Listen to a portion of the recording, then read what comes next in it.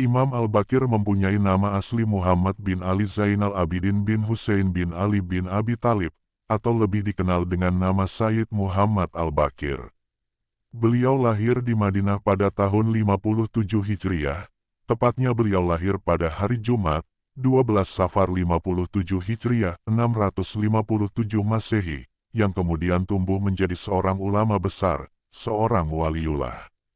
Guru-guru beliau antara lain, Husain bin Ali bin Abi Thalib, Hasan bin Ali bin Abi Thalib, dan Imam Ali Zainal Abidin. Beliau adalah putra dari Sayyid Ali Zainal Abidin, yang merupakan seorang ulama besar, sufi dan waliullah yang sangat terkenal, dan cucu Imam Ali bin Abi Thalib. Imam Baqir mendapatkan gelar Al-Baqir, yang berarti membelah bumi, karena kapasitas keilmuannya yang luar biasa, sehingga diibaratkan dapat membelah bumi, mengeluarkan segala isinya yang berupa ilmu pengetahuan.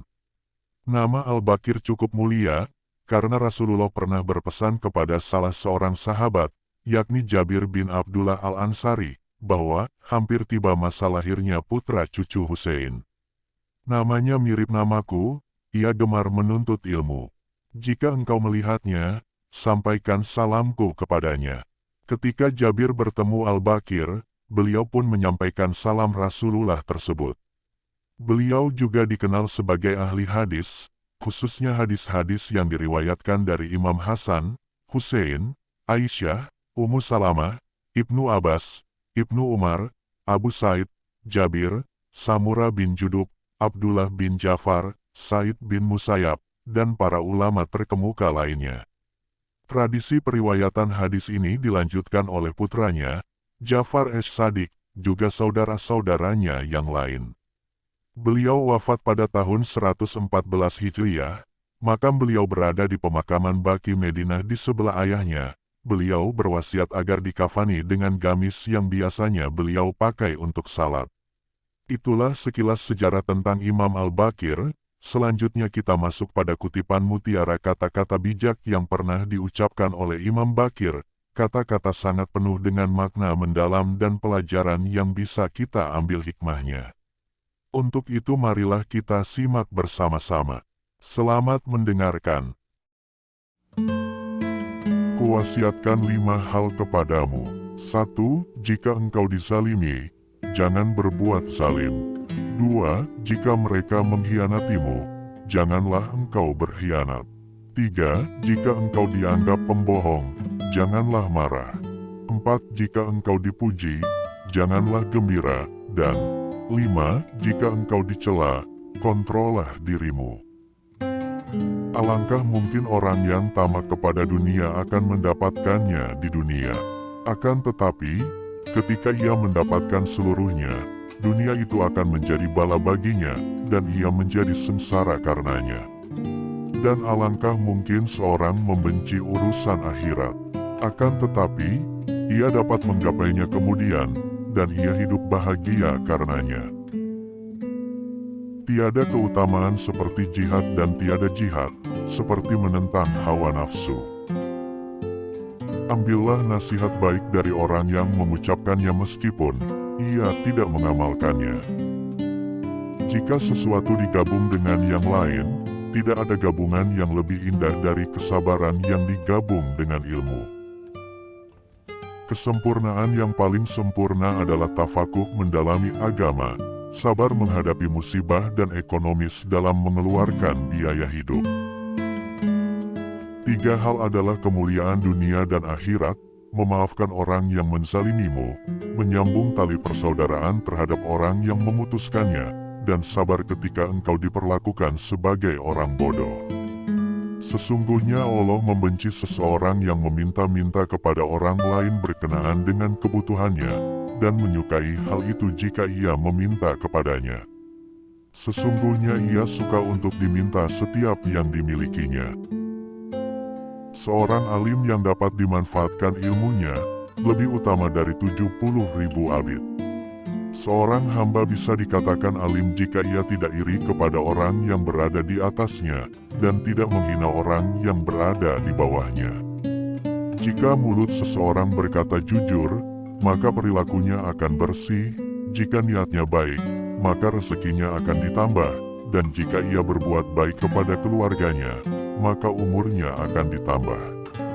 Janganlah malas dan suka marah, karena keduanya adalah kunci segala keburukan.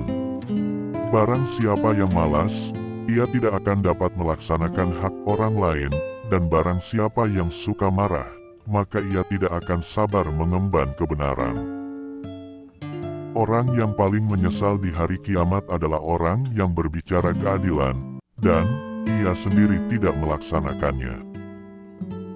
Silaturahmi dapat membersihkan amalan, memperbanyak harta, menghindarkan bala, mempermudah hisab di hari kiamat, dan menunda ajal tiba.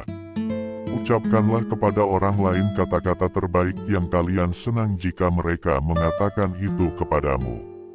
Allah akan memberikan hadiah bala kepada hambanya yang mukmin sebagaimana orang yang bepergian akan selalu membawa hadiah bagi keluarganya dan menjaganya dari godaan dunia sebagaimana seorang dokter menjaga orang yang sakit.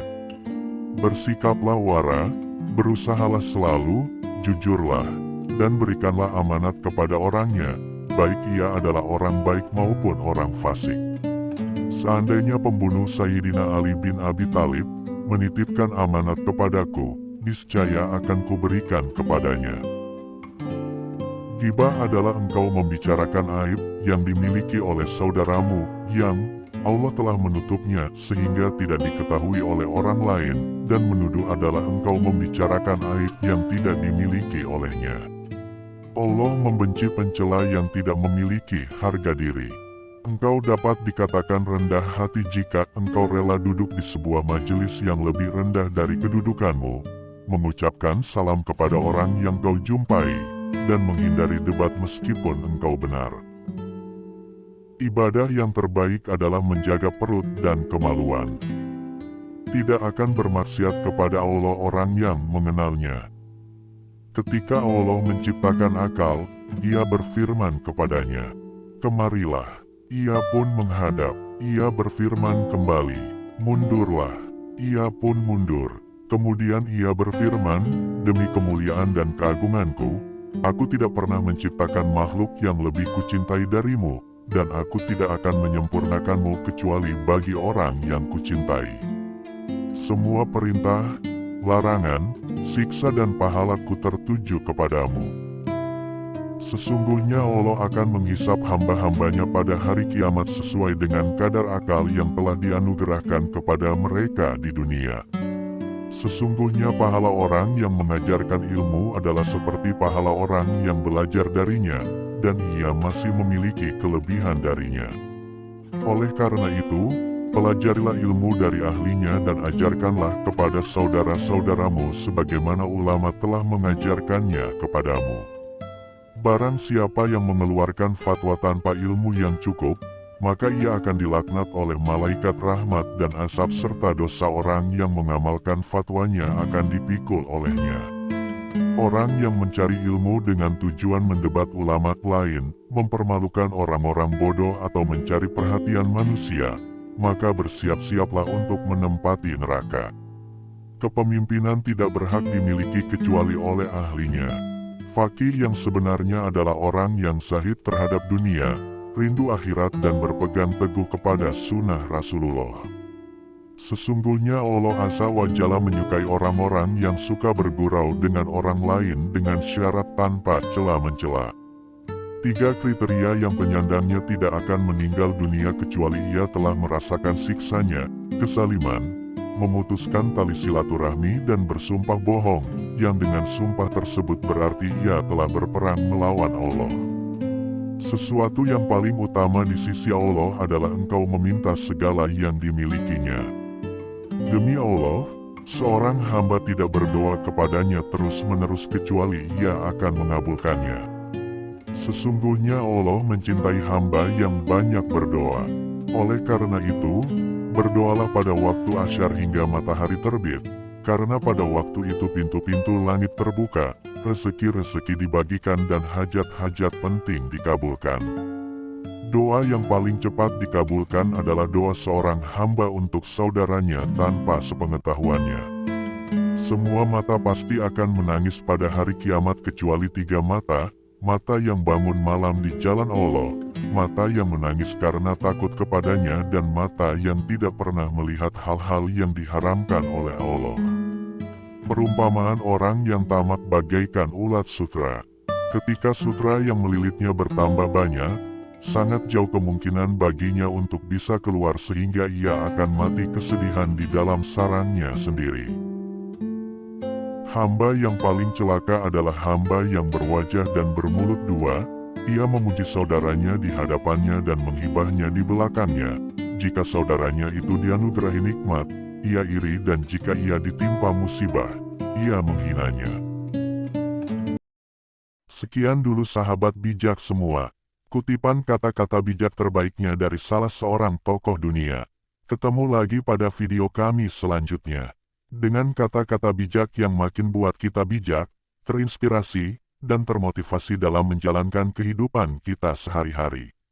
Jika ada saran video kata-kata bijak tokoh lainnya, silahkan tinggalkan di kolom komentar. Manusia bersifat khilaf, benar di Allah tersimpannya.